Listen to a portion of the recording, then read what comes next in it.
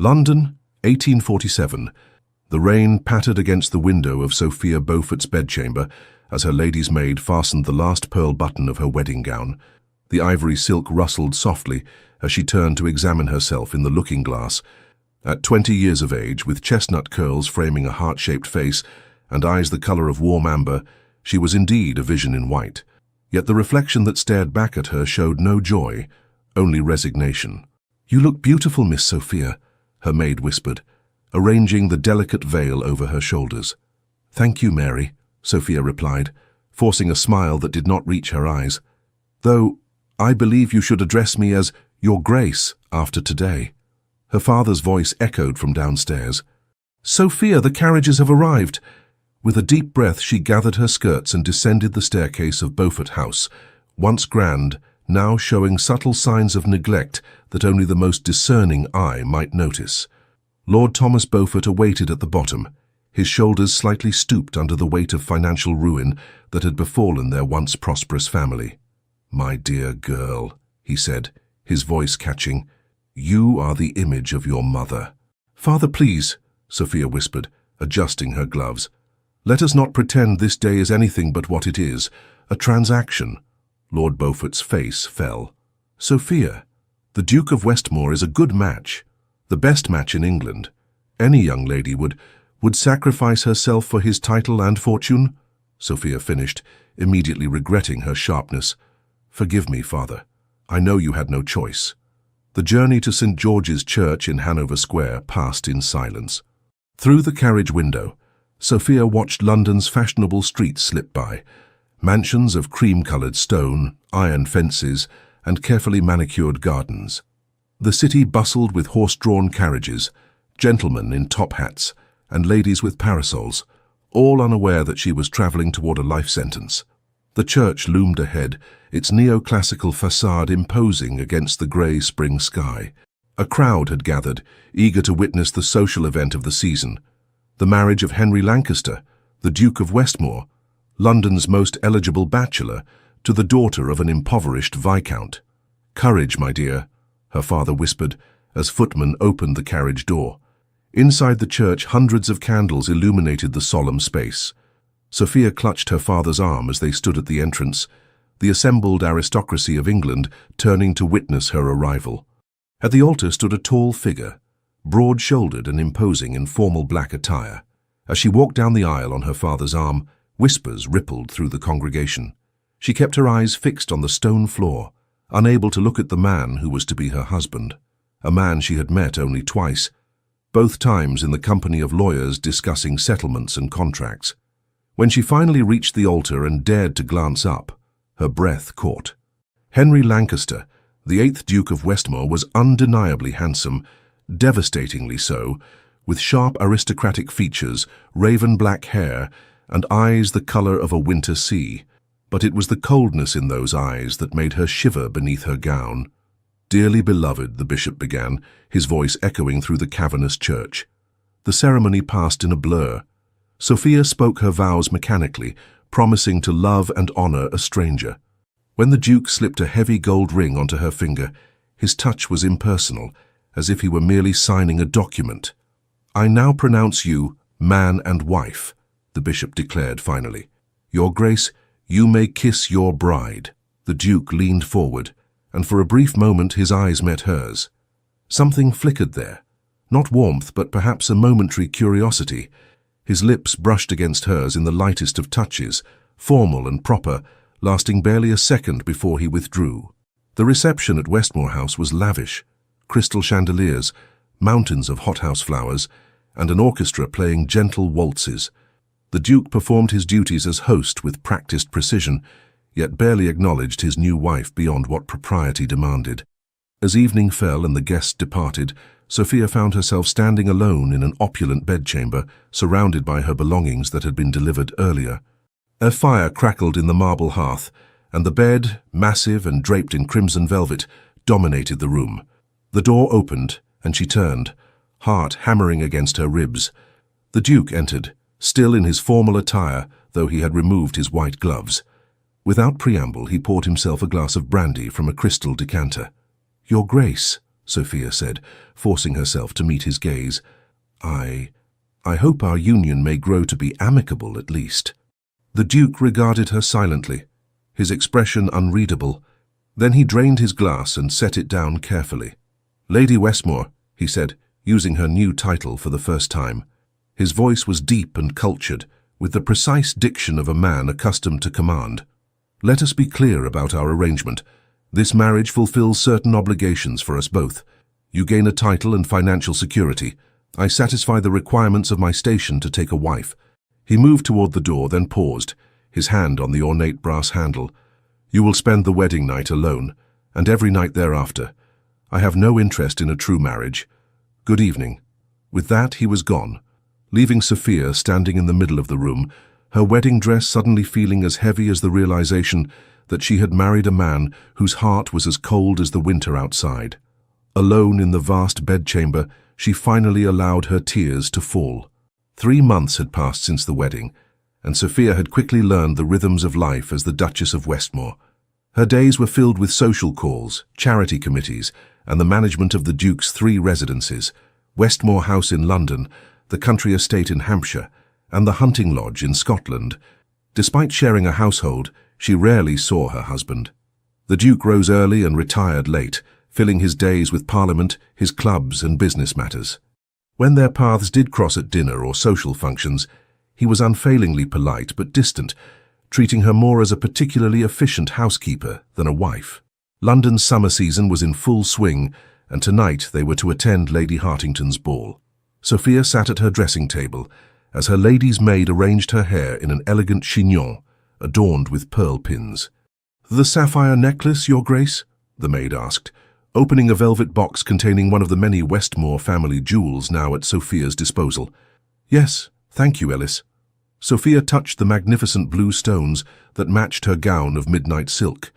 These treasures should have delighted her, yet they felt like gilded chains. A knock at the door announced the arrival of a footman bearing a note. Sophia broke the seal to find her husband's precise handwriting. "I shall meet you directly at Hartington House. Do not wait. Westmore."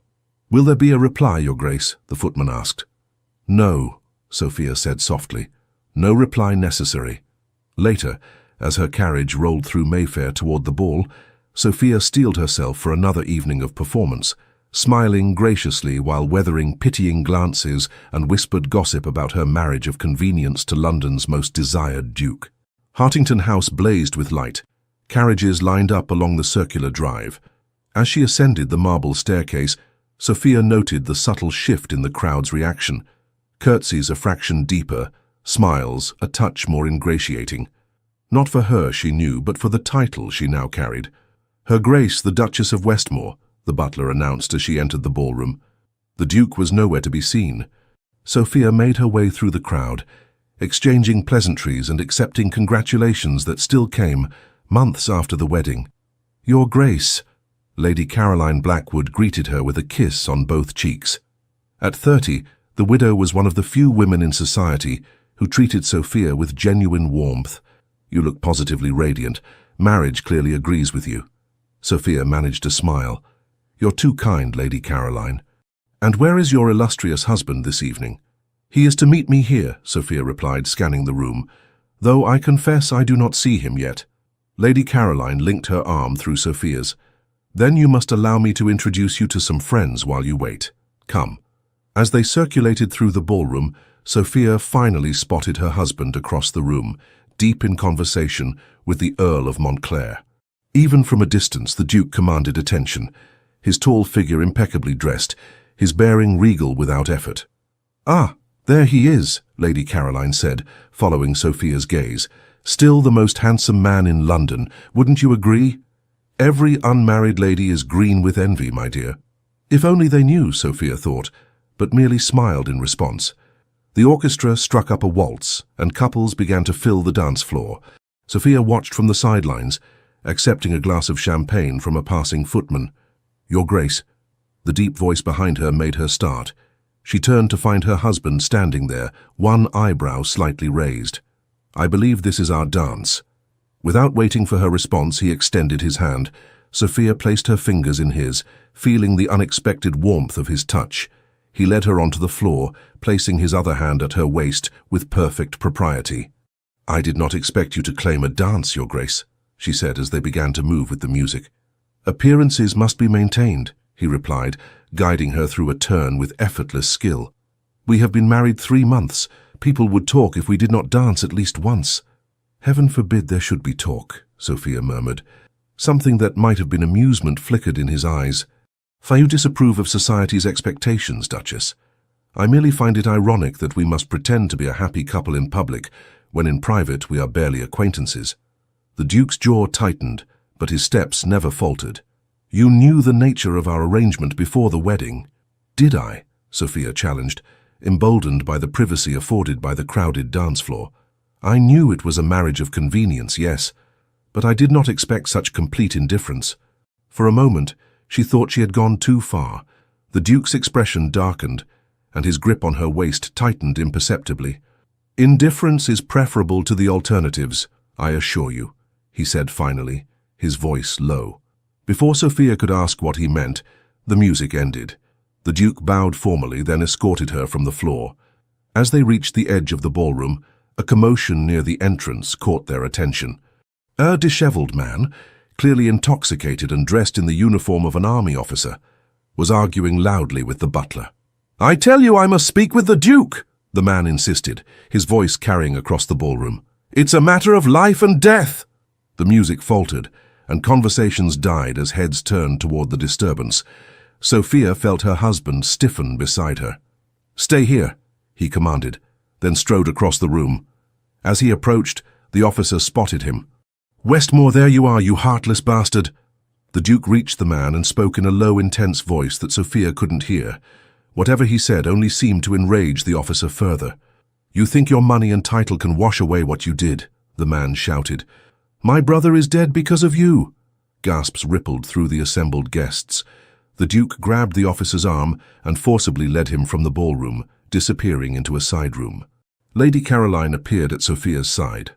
"My goodness," she whispered. "Captain Thomas Blackwood, my late husband's cousin. He served with the Duke in the army years ago." "The Duke was in the army?" Sophia asked, surprised.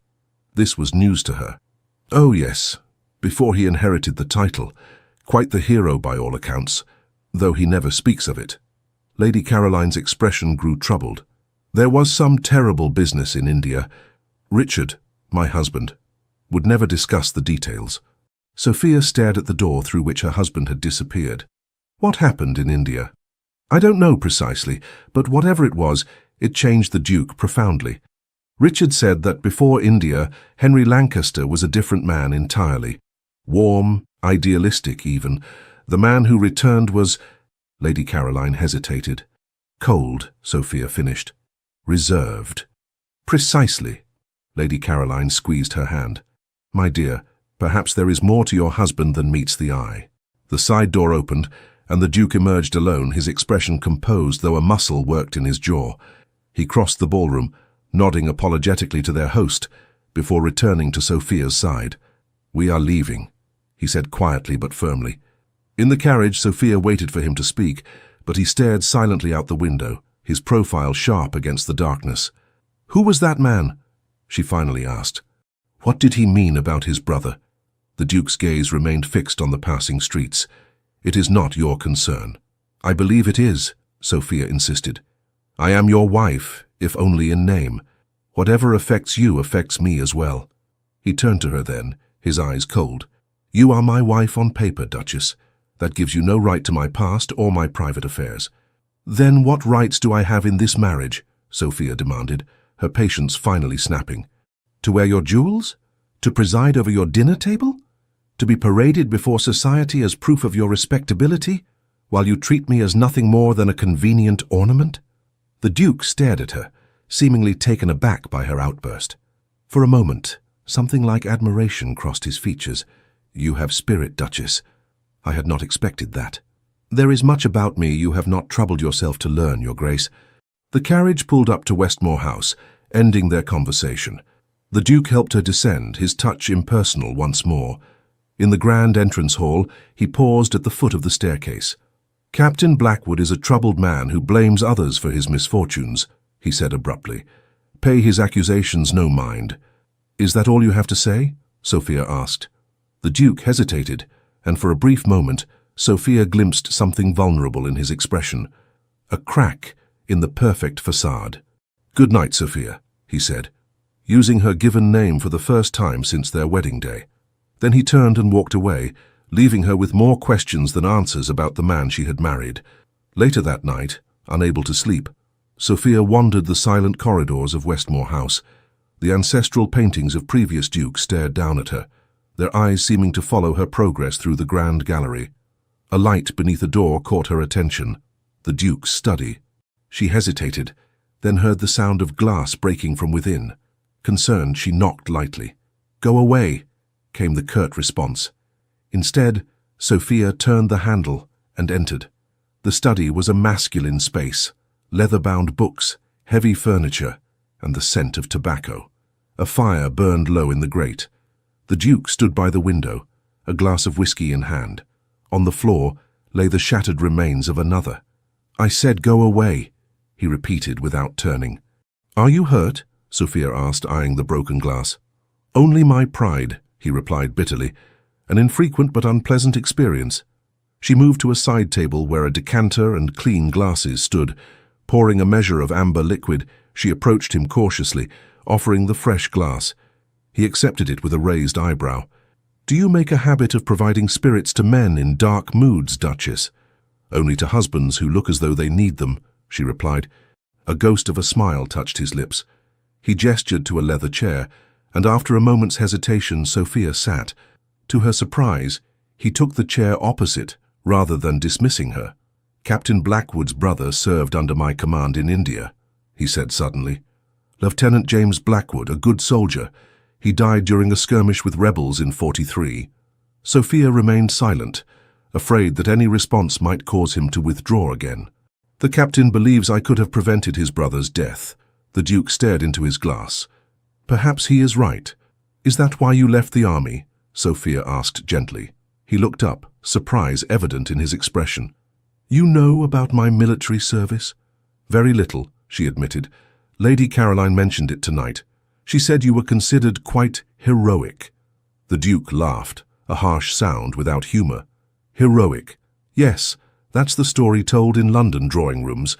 The truth is considerably less flattering." He fell silent again, and Sophia thought he would say no more. But then he continued, his voice low and controlled. "I was young and arrogant, convinced of my own invincibility. I led a patrol into territory I had been warned was dangerous. We were ambushed. Blackwood and 3 others died." His knuckles whitened around his glass. "I survived with nothing worse than this." He pulled back his sleeve to reveal a long scar running from wrist to elbow. "You cannot blame yourself for the fortunes of war," Sophia said. "Can I not?"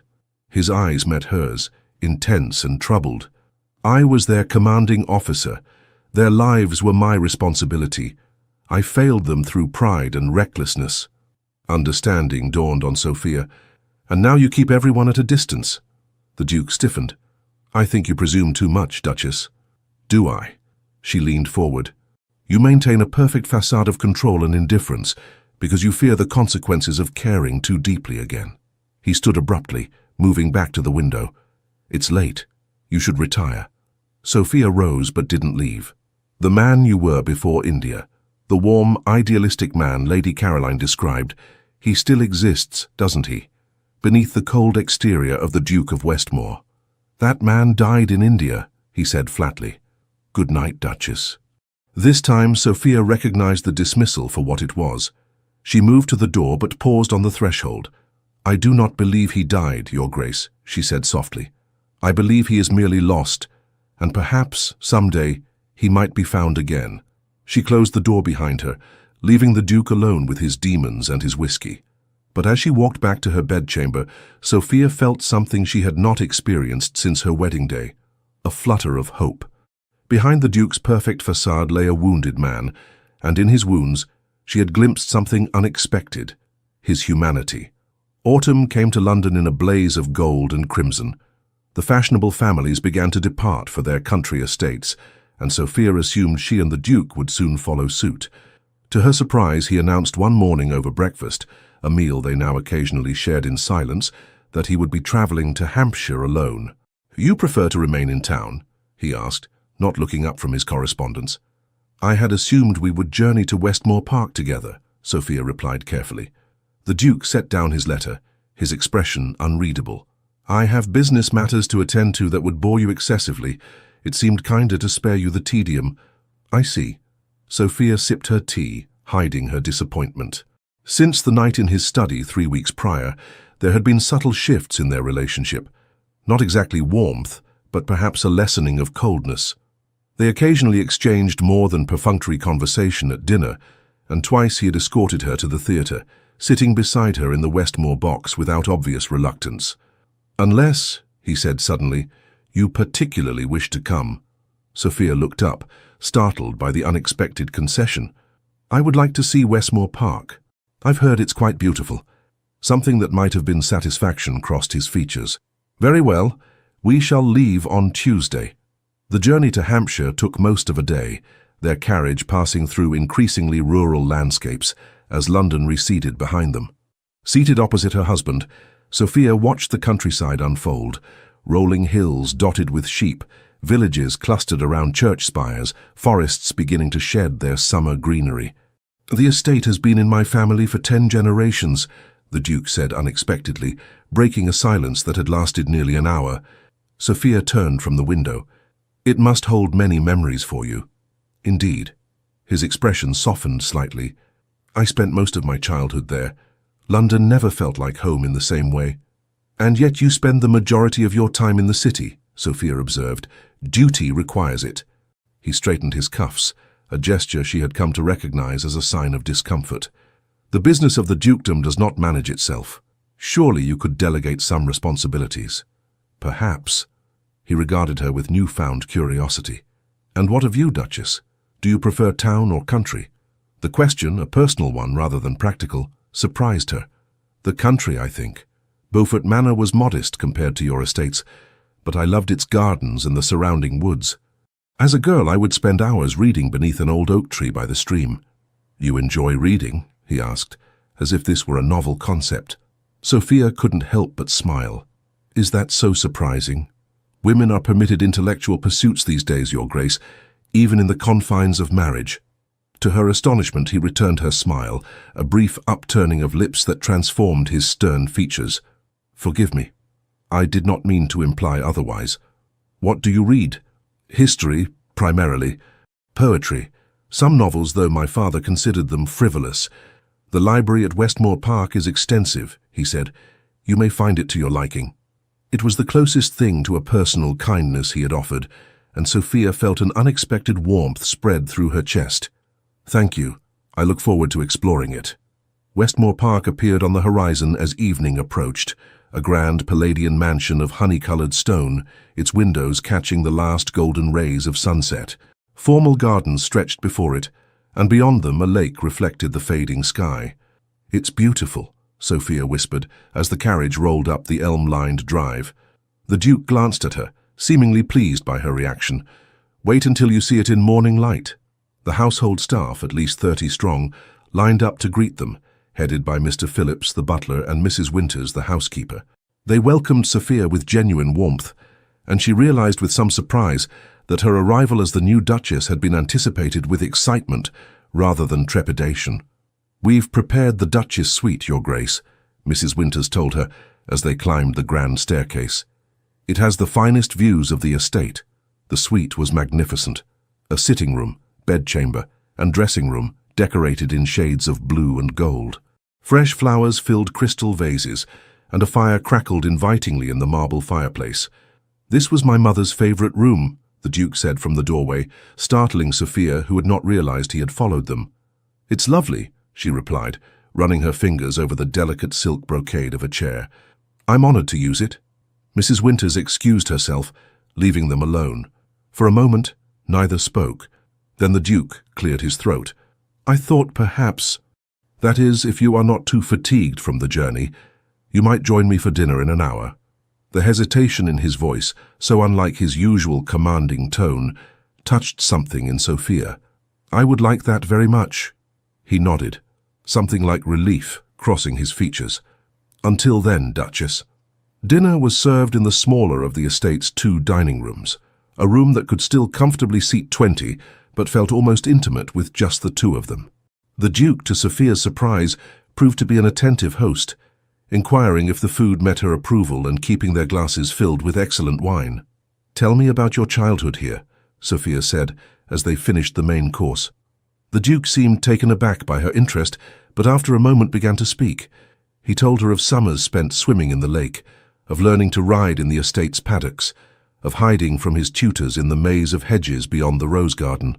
"You sound as though you were quite the handful," Sophia observed, smiling. "I was indeed. My father despaired of me ever becoming a proper heir." His expression clouded briefly. "He died when I was 15. The title came to me 3 years later when my grandfather passed." "So young," Sophia murmured. "It must have been a terrible burden." The Duke studied her face, as if searching for something. "It was challenging. But duty is duty." "Is that why you joined the army? To escape the burden for a time?" He set down his wineglass. "You are unusually perceptive, Duchess. Or perhaps you are not as inscrutable as you believe, Your Grace," she replied gently. A log shifted in the fireplace, sending sparks dancing up the chimney. Outside, rain had begun to fall, pattering against the tall windows. "My father wanted me to marry by 25, the Duke said suddenly, "to secure the succession, as he put it. I resisted, focusing instead on restoring certain neglected estate properties and investments." He paused. "When I reached 30 this year, I decided it was time to fulfill that final obligation." "And so you chose me," Sophia said, unable to keep a hint of bitterness from her voice. "A suitable bride from a good family, conveniently in need of financial rescue.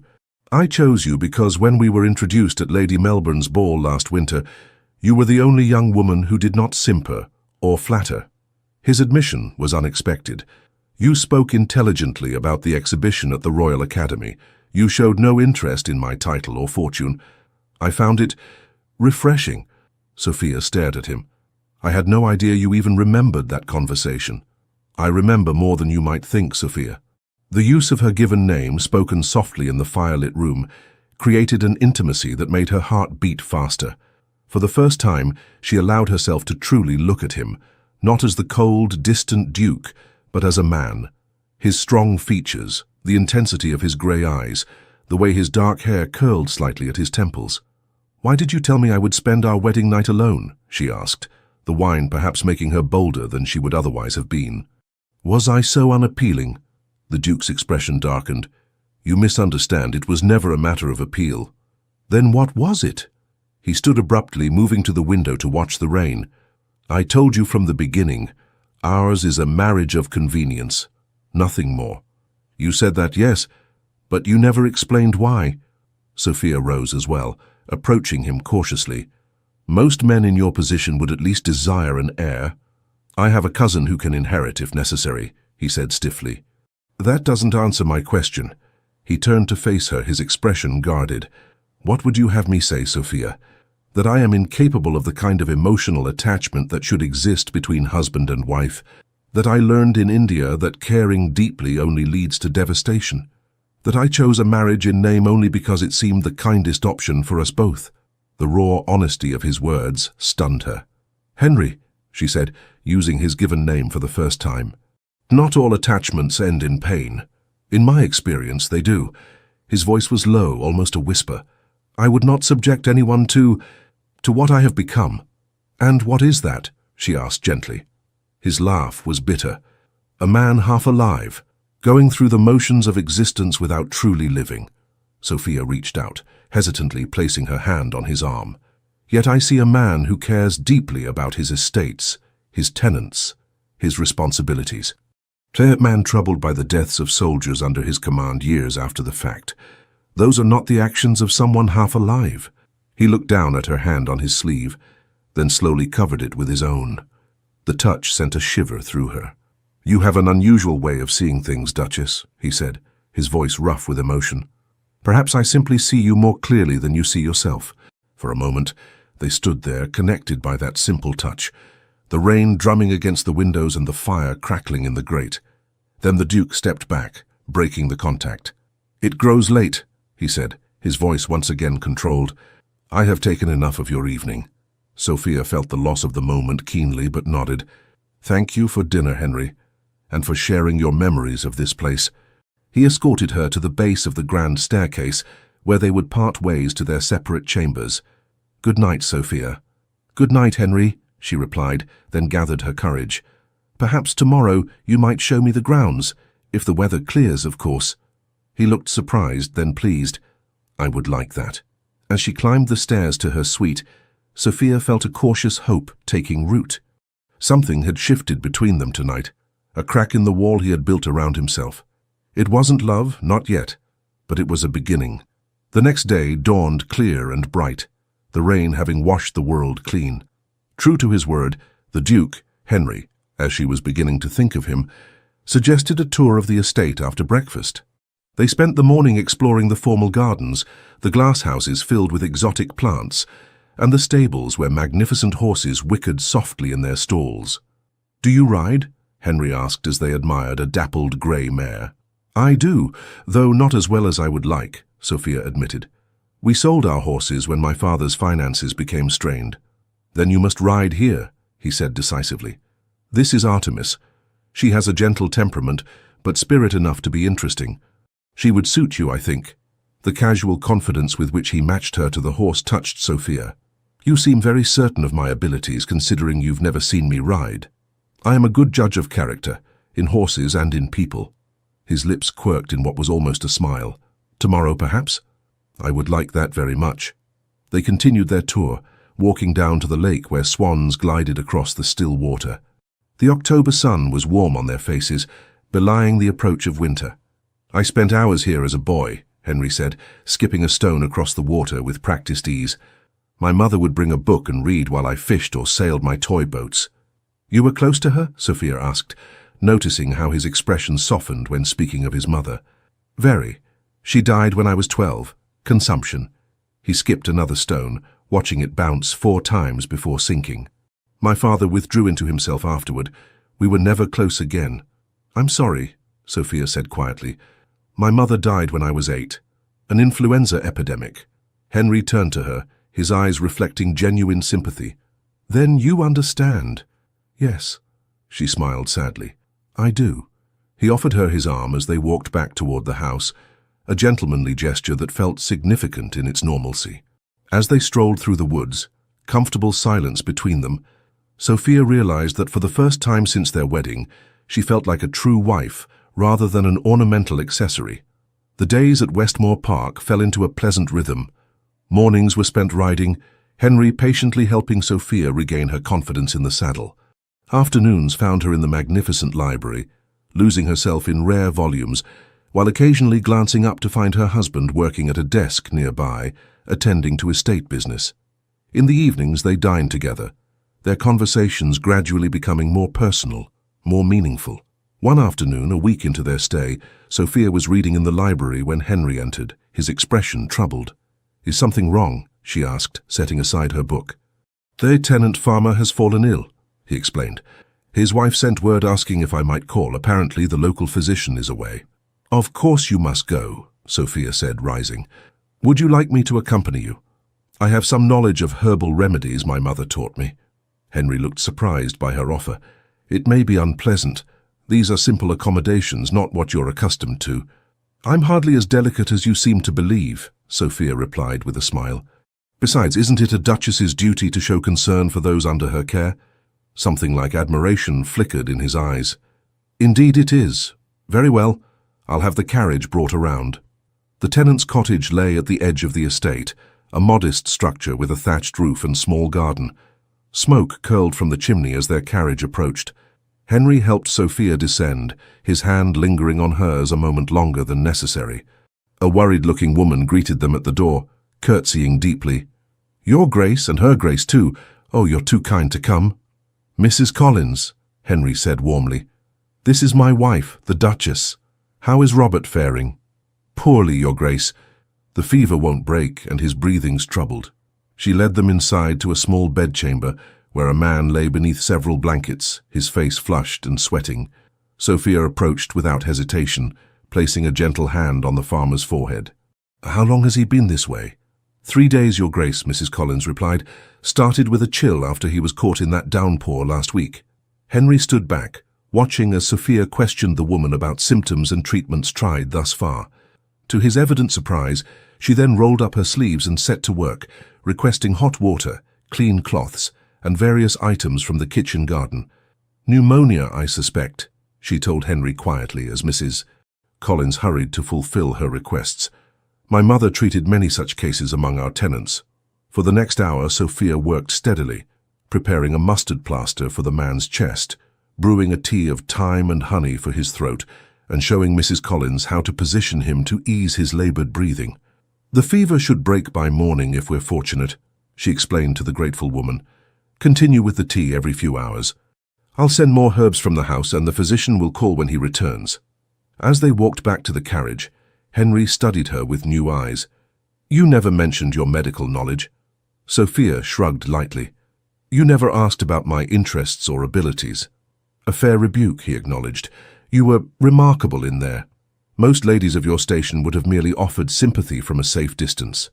"My mother believed that privilege carried responsibility," Sophia replied.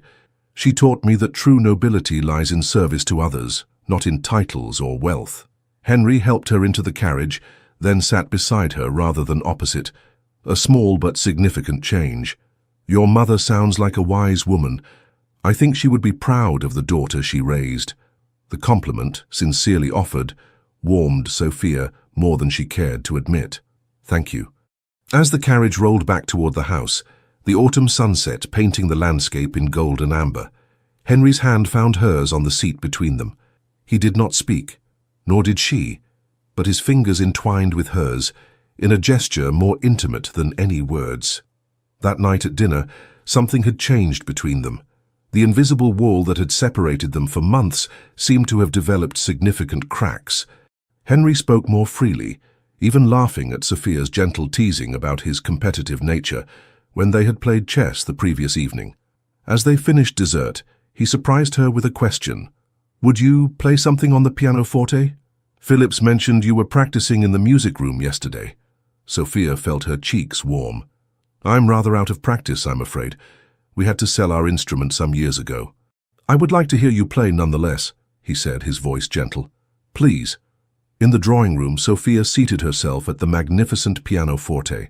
After a moment's hesitation, she began to play a Chopin nocturne, her fingers finding the notes with increasing confidence. She lost herself in the music, and when she finished, she looked up to find Henry standing beside the instrument, his expression unguarded for once. "Beautiful," he said softly, and she was not certain whether he meant the music or something else entirely. The following days brought them closer still. They rode together each morning, Henry teaching Sophia to jump small hedges, his hands occasionally steadying her when necessary. They read in companionable silence in the library, sometimes sharing passages that particularly moved them. One rainy afternoon, he taught her to play billiards in the game room, standing behind her to guide her aim, his breath warm against her neck. Yet still, each night, they parted at the top of the stairs, retiring to separate chambers. 2 weeks into their stay, a letter arrived from London. Henry read it at breakfast, his expression darkening. "Troubling news?" Sophia inquired. "Captain Blackwood," he replied grimly. "He continues to make accusations against me in certain circles. Now he claims to have written evidence of my negligence in India." "Do such documents exist?" she asked carefully. Henry set down the letter. "No, but the damage to my reputation may be done regardless. Then we must return to London and confront these falsehoods directly," Sophia said decisively. He looked at her with surprise. "We?" "Yes, we." She reached across the table and covered his hand with hers. "I am your wife, Henry. Your battles are mine as well." Something shifted in his expression, a softening, a surrender. "Sophia, He seemed to struggle for words. "You deserve better than to be drawn into this unpleasantness."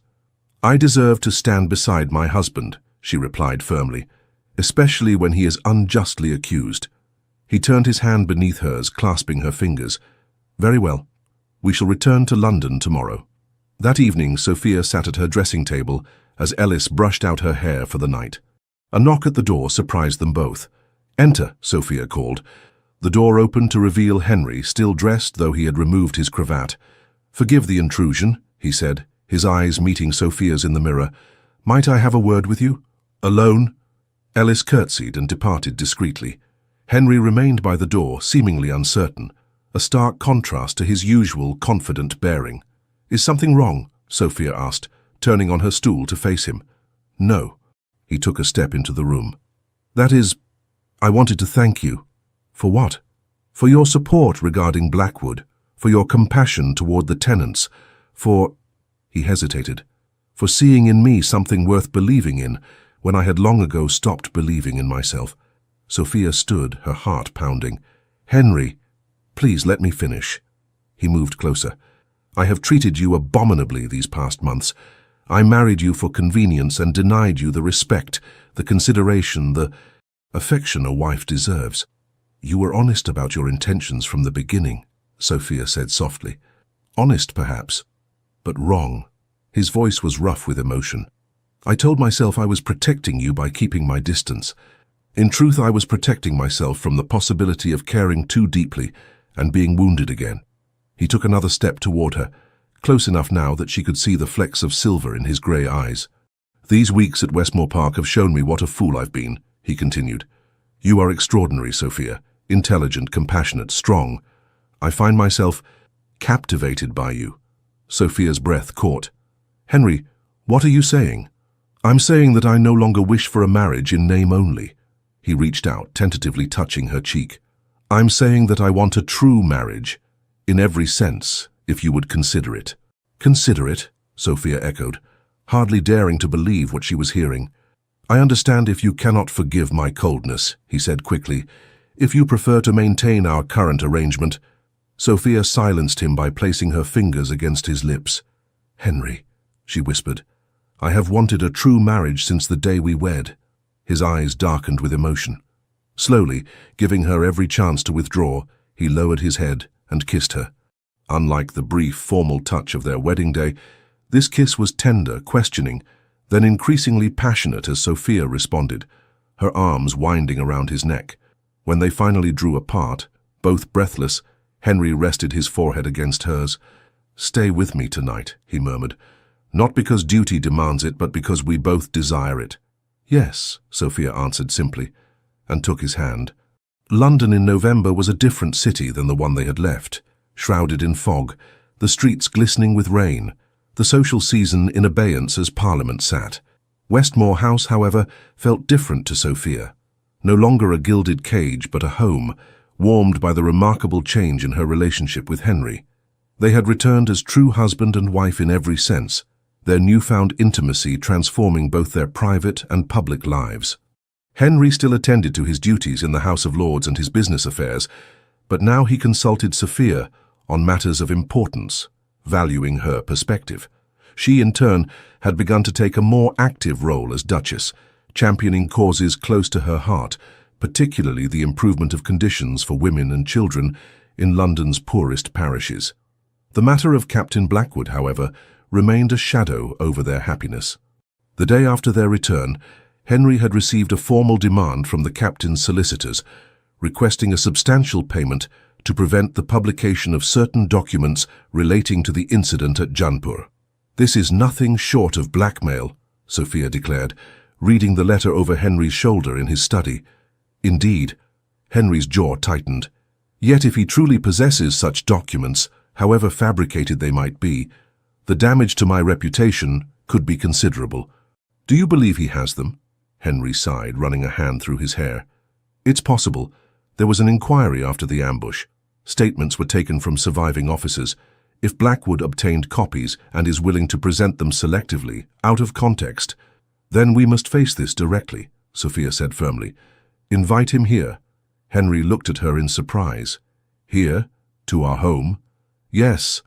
Sophia's expression was resolute. "Let him make his accusations to your face, not through intermediaries. I believe a man consumed by bitterness as he is might reveal the truth if confronted directly." "It could be unpleasant," Henry warned. Sophia took his hand. "We have faced worse together." 2 days later, Captain Thomas Blackwood was shown into the Duke's study. He appeared sober but dishevelled, his uniform jacket frayed at the cuffs, his eyes bearing the haunted look of a man consumed by grief and anger.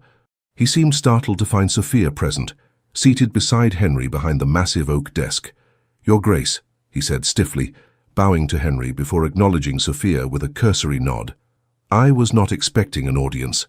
"The Duchess is my partner in all matters," Henry replied, his voice cool. "You may speak freely before her." Blackwood's lip curled. How convenient to hide behind a woman's skirts. "You mistake my husband's character entirely, Captain," Sophia said calmly. "The Duke conceals nothing. It is you who deal in shadows and threats." The captain flushed. "I seek only justice for my brother."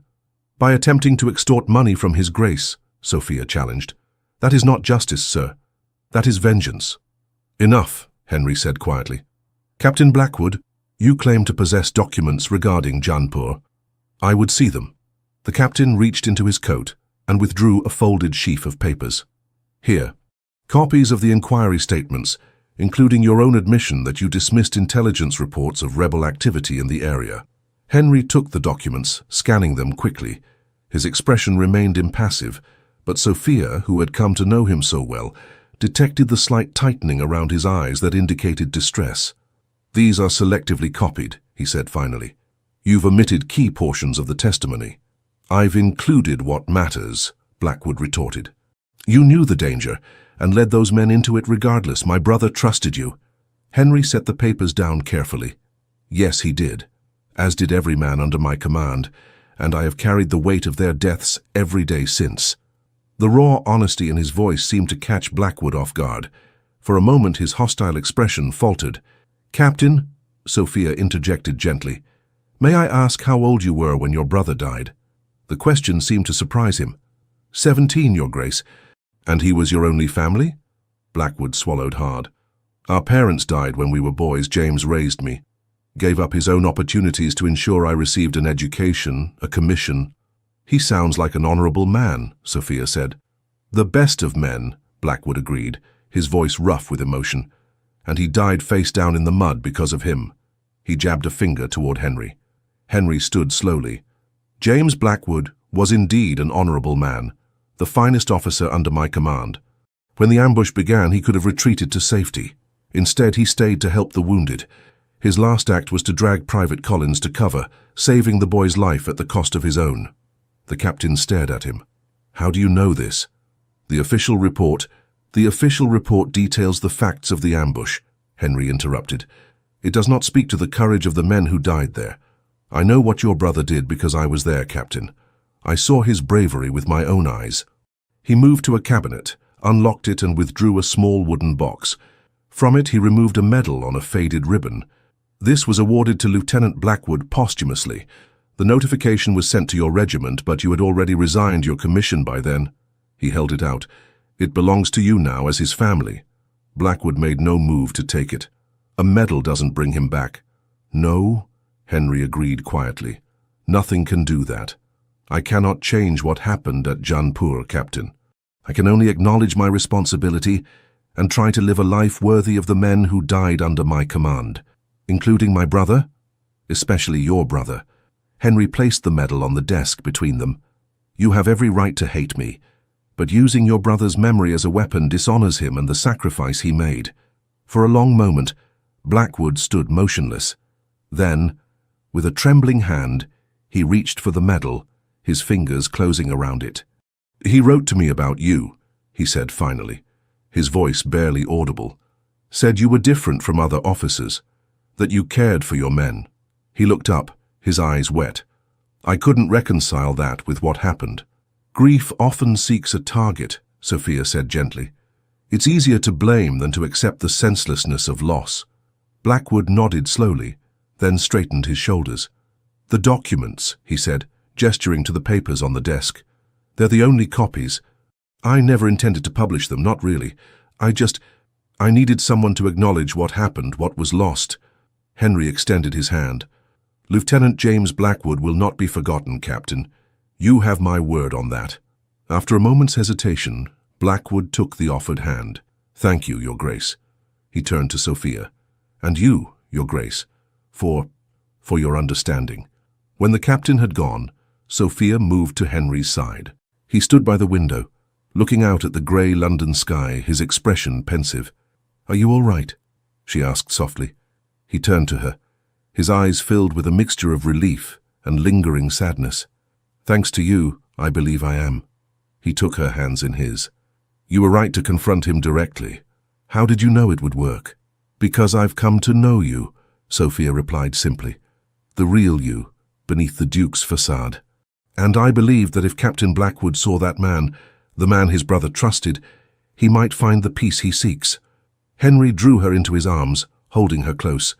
"You see me more clearly than I see myself, Sophia. You always have." "That's what love does," she whispered against his chest. "It sees the truth of a person, even when they cannot." He pulled back slightly to look into her eyes. "Love," he repeated, as if testing the word. "Is that what this is between us?" Sophia smiled up at him. "What else would you call it?" "I've never said those words to anyone," he admitted. "Not since my mother died." "You don't need to say them," Sophia assured him. "I can see them in your actions, in your eyes." Henry cradled her face in his hands. "No, I think I do need to say them. You deserve to hear them." He took a deep breath. "I love you, Sophia, with a depth that terrifies and exhilarates me in equal measure." Joy bloomed in her chest, warm and radiant. "And I love you, Henry. I think perhaps I have since that first dinner at Westmore Park, when you showed me the man behind the Duke." Their kiss was tender, a promise and a celebration all at once. The weeks that followed were the happiest of Sophia's life. Their marriage, once a cold arrangement of convenience, had blossomed into a true partnership founded on mutual respect, shared purpose, and deep affection. They entertained together, Henry proudly introducing Sophia to his political associates as "my brilliant wife," soliciting her opinions on matters of policy and reform. They attended the theatre and concerts, no longer sitting in rigid formality, but leaning close to share observations, her hand often tucked in his. And at night, they retired together to chambers now connected by a door that remained permanently open, their passion for each other deepening with each passing day. As Christmas approached, Henry suggested they return to Westmore Park for the holiday. "The estate is particularly beautiful in winter," he told her, "and I thought we might invite your father to join us." Sophia, touched by his thoughtfulness, threw her arms around him. "He would love that. He's been so lonely since I married." "Then it's settled. We'll make it a true family Christmas." The morning of their departure, Sophia awoke feeling unusually unwell. The slight nausea had plagued her for several days, but she had attributed it to the rich food served at the many holiday gatherings they had attended. "Perhaps we should delay our journey," Henry suggested, concerned by her pallor as she picked at her breakfast. "I can send for Dr. Barrett." "Nonsense," Sophia insisted. "It's merely a passing indisposition. The country air will do me good." By the time they reached Westmore Park that evening, however, her discomfort had increased. She retired early, Henry hovering anxiously until she shooed him away with assurances that a good night's sleep was all she needed. The next morning brought clarity. As her maid Ellis helped her dress, Sophia made a simple calculation and felt her heart skip a beat. "Ellis," she said carefully, "please ask His Grace if he might join me in my sitting room before breakfast." When Henry arrived, his expression concerned, Sophia dismissed the maid with a meaningful look. "Are you still unwell?" he asked, crossing to take her hands. "I've sent for Dr. Mitchell from the village." Sophia shook her head, a small smile playing at her lips. "I don't believe a doctor is necessary, though his confirmation would be welcome." Henry's brow furrowed. "I don't understand."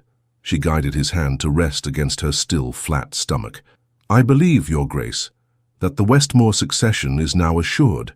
For a moment he stared at her in confusion. Then understanding dawned, his eyes widening. "Sophia, are you saying—" "Yes," she whispered, her eyes shining with joy. "If my calculations are correct, we will welcome our child in early summer." Henry's face transformed, wonder replacing concern. Then, to Sophia's surprise, he sank to his knees before her, pressing his face against the fabric of her gown, his arms encircling her waist. "Thank you," he murmured, his voice thick with emotion, "for this gift, for everything." She stroked his hair, her own eyes filling with tears of happiness. "It is I who should thank you, Henry, for opening your heart to me, for showing me what true love can be." He looked up at her, his expression radiant. "When I told you on our wedding night that you would spend it alone, I thought I was protecting us both from disappointment. I never imagined then that you would become my everything, my partner, my conscience, my heart." Rising to his feet, he gathered her in his arms. "I promise you, Sophia, that our child will never know the coldness I once embraced. He or she will be raised with love, with warmth, with the knowledge that they are treasured beyond measure." "By both of us," Sophia agreed, resting her head against his chest, listening to the steady beat of his heart. "Together." Outside, snow began to fall, dusting the formal gardens of Westmore Park with white. Inside, a duke and duchess stood by the window, arms entwined, watching the transformation of the landscape. But the greater transformation was within them.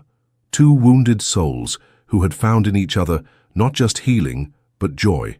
Not just companionship, but completion.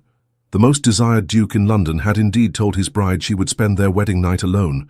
But in the end, he had given her something far more precious than his presence that night. He had given her his heart, completely and without reservation. And in the warmth of that love, both their lives were forever changed. The end. Dear listener, as the final notes of our story fade away, perhaps you find yourself lingering in the warmth of Henry and Sophia's journey, a tale of walls broken down and hearts redeemed. Their story, though set amidst the grandeur of Victorian England, speaks to timeless truths that echo in our own lives today. How many of us, like Henry, have built walls around our hearts, believing that vulnerability leads only to pain? How many times have we chosen the safety of isolation over the risk of true connection? The Duke's journey reminds us that our deepest wounds often become our greatest barriers to love, yet also our greatest opportunity for healing. And in Sophia, we see the quiet strength that comes not from dominance or control, but from patience, empathy, and unwavering belief in another's capacity to change. She teaches us that sometimes loving someone means seeing not just who they are, but who they could become if only they dared to believe it themselves. Life, like this story, rarely offers us perfect beginnings. We often find ourselves in circumstances not of our choosing, facing challenges that seem insurmountable. Yet within these very challenges lie the seeds of our transformation. Just as a marriage of convenience became a union of profound love, our own difficulties can become the foundation for unexpected joy. As you return to your own world, perhaps less adorned with titles and estates but no less complex in its emotions, remember that hearts, even those long closed, can open again. Wounds, even those deeply buried, can heal. And love, even when it seems impossible, can find its way through the smallest cracks in our defenses. Tonight, as you close your eyes to sleep, know that you carry within you the same capacity for renewal that transformed our Duke and Duchess. Whatever walls surround your heart, whatever battles you face tomorrow, you possess the strength to overcome them. Let this story be a gentle reminder that even in your darkest moments, the possibility of light remains. May you rest in peaceful slumber, protected by the knowledge that transformation is always possible and that love in its many forms remains the most powerful force for healing in our world. And when morning comes, may you face the day with renewed courage, knowing that your own story, like all great tales, is still being written. Sleep well, dream sweetly, and remember that you are never truly alone on your journey. Some people hear their own inner voices with great clearness, and they live by what they hear. Such people become crazies or they become legend. Thank you for listening, with the most sincere wishes for your heart and soul.